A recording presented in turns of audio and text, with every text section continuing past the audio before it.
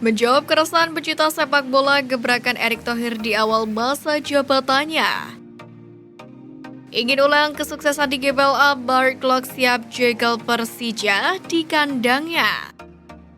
Luis Milla mengaku senang momen reuni terjadi di Pakansari. Usai laga lawan Arema, Sato mengaku dicurangi.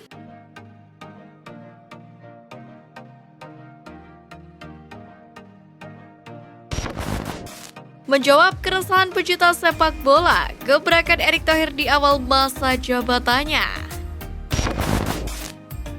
Meski belum genap seminggu menjadi ketum PSSI, Erick Thohir sudah melakukan beberapa gebrakan anyar. Apa saja gebrakan itu? Gebrakan ini ditunjukkannya dengan menemui beberapa stakeholder sekaligus membuat kebijakan dengan rekomendasi FIFA agar sepak bola Indonesia bangkit dan kembali maju. Beberapa kebijakan ini pun tergolong baru, bahkan ada pula kebijakannya yang menghidupkan kembali badan untuk memfasilitasi program Timnas Indonesia. Pertama, pemberantasan mafia bola. Dalam konferensi pers bertemu upaya penegakan hukum pada pengaturan skor di sepak bola tanah air, Erick Thohir menunjukkan tekadnya memberantas mafia bola di Indonesia. Bahkan ex-Inter Milan ini menggandeng Kapolri Jenderal Listio Sigit Prabowo dan juga Menpora yang merupakan Wakil Ketua Umum 1 PSSI Zainuddin Amali untuk mencukur habis mafia bola. Kedua, menghidupkan kembali Badan Tim Nasional. Untuk Timnas Indonesia, Erick Thohir kembali menghidupkan Badan Tim Nasional atau BTN yang sempat dihentikan pada 2015 lalu. Gebrakan ini dilakukan oleh Erick Thohir sebagai jembatan agar mimpi Timnas Indonesia bermain di Piala Dunia terwujud pada Piala Dunia 2040. Erick Thohir berkaca pada negara-negara Asia lainnya seperti India yang memiliki blueprint untuk sepak bola pada 2023-2027. Ketiga, pembentukan komite ad hoc supporter. Berkaca dari tragedi Kanjuruhan yang menelan ratusan korban jiwa pada tahun 2022 lalu, Erick Thohir pun membentuk komite ad hoc supporter. Erick Thohir membentuk komite ini sesuai dengan surat edaran FIFA yang mencantumkan peran supporter dalam transformasi sepak bola Indonesia. Lewat komite ini, Erick Thohir juga berharap tragedi Kanjuruhan tidak terulang lagi dan supporter akan merasa nyaman dan aman saat menonton timnya untuk bertanding. Lalu yang keempat, pembentukan komite ad hoc infrastruktur. Infrastruktur menjadi PR besar di sepak bola Indonesia. Kerennya, Erick Thohir pun membentuk komite ad hoc infrastruktur. Lewat komite ini, Erick Thohir memiliki misi utama membangun training center bagi Timnas Indonesia yang tak kunjung terrealisasi sejak lama. Hal ini dimaksud agar Timnas Indonesia bisa berlatih dengan maksimal sehingga bisa menampilkan performa terbaik di atas lapangan. Ingin ulang kesuksesan di GBLA, Barry Klok siap jegal Persija di kandangnya. Pemain Persib Bandung Barry Klok tak sabar memainkan duel klasik kontra Persija Jakarta di BRI Liga 1 musim ini pada 4 Maret mendatang. Dia bahkan tak takut dengan tekanan yang akan diberikan The Jackmania dan justru berharap Stadion Utama Gelora Bung Karno Senayan Jakarta bisa terisi penuh oleh penonton. Seperti diketahui, Barry Klok adalah mantan pemain Persija. Ia menyeberang ke Persib Bandung yang merupakan rival Macan Kemayoran. Tentu saja Klok punya memori sendiri bersama dengan Persija. Oleh karena itu, pemain naturalisasi berdarah Belanda itu berharap SUGBK dipenuhi oleh supporter. Semoga bermain di SUGBK dengan stadion yang full penonton. Saya suka big match, saya suka pressure. Untuk melawan Persija pasti ada rasa spesial, mungkin ada pressure, tapi buat saya tidak ada rasa tidak baik dengan The Jackmania dan Persija. Saya masih punya memori sangat baik di sana, tapi karena Persib adalah rival besarnya, pasti ada supporter yang berikan pressure ke saya. Kata Barry Klok di Stadion Pakansari Bogor pada Kamis 23 Februari. Namun sebelum laga kontra Persija, Persib Bandung sendiri akan lebih dulu bertandang ke Stadion Damang Leman, Banjarmasin untuk melawan Barito Putra pada 27 Februari. Sementara Persija ditantang oleh Madura United. Menariknya, Persib Bandung dan Persija sedang bersaing di papan atas klasmen BRI Liga 1 bersama dengan PSM Makassar.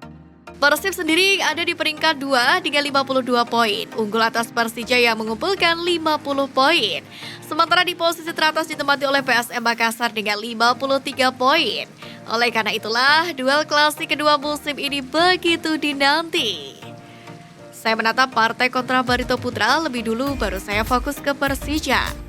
Persiapannya sangat pendek dan Barito susah dikalahkan. Saya pemain timnas Indonesia, mereka juga mendukung saya di timnas. Kalau ada pressure, saya terima. Saya sudah tidak sabar untuk laga itu. Pungkasnya.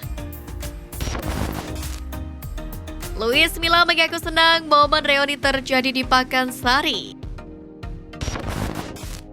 Pelatih Persib Bandung Luis Milla merasa senang bisa bertemu kembali dengan dua punggawa Arema FC yang dulu pernah jadi muridnya di timnas Indonesia.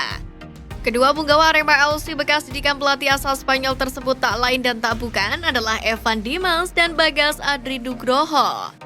Hal ini diketahui melalui unggahan Luis Milla lewat akun resminya di Twitter sesaat setelah pertandingan Persib Bandung versus Arema FC dalam lanjutan Liga 1 musim ini pada Kamis kemarin.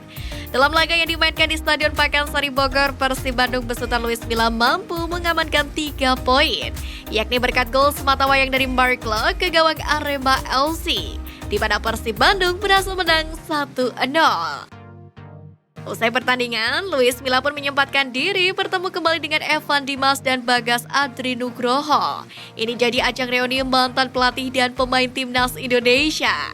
Luis Milla tampak berpose dengan Evan Dimas dan juga Bagas, dan sekaligus 3 pemain Persib yang juga membintangi timnas Garuda, yakni Rahmat Irianto, Febri Haryadi, dan Rezaldi Hehandusa. Sebagai seorang pelatih, selalu menyenangkan bertemu dengan pemain-pemain yang pernah bekerja denganmu di masa lalu. Saya memiliki kenangan yang hebat dari Evan Dimas dan Bagas Adri Nugroho selama saya bertugas di timnas Indonesia. Tulis Luis Milla. Usai laga lawan Arema, Sato mengaku dicurangi. Kemenangan 1-0 Persib Bandung atas Arema FC tidak diraih dengan cara yang mudah. Masalahnya ada keluhan yang disampaikan pemain Persib Bandung Daisuke Sato terkait laga yang digelar di Stadion Pakansari Cibinong pada Kamis kemarin. Pemain asal Filipina ini mengeluhkan kondisi lapangan yang cukup berat dan berdampak terhadap permainan timnya. Daisuke Sato menjelaskan lapangan Stadion Pakansari sebenarnya memiliki kualitas yang baik untuk menggelar laga berat, seperti halnya laga Persib Bandung kontra Arema FC. Namun, khusus di laga kontra Arema FC, ia merasa karakter rumput Stadion Pakansari langsung berbeda dan terkesan berat. Daisuke Sato sangat menyayangkan bahwa ternyata lapangan Stadion Pakansari sempat digunakan terlebih dulu oleh tim Persikabo untuk berlatih pada pagi harinya. Baginya hal tersebut cukup tidak adil karena rumput yang berat dapat menghambat skema permainan timnya. Iya, dan saya mendengar Persikabo berlatih di sini pada pukul 7 pagi dan ini tidak fair karena akan digelar pertandingan, kata pemain jebolan Liga Thailand tersebut pada Kamis kemarin.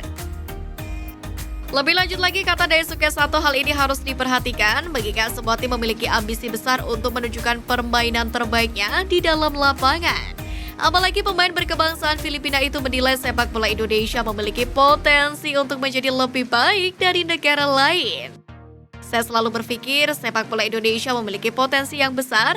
Saya ingin memberitahu kepada teman-teman saya di Asia karena orang-orangnya punya gairah yang besar pada sepak bola, tambahnya.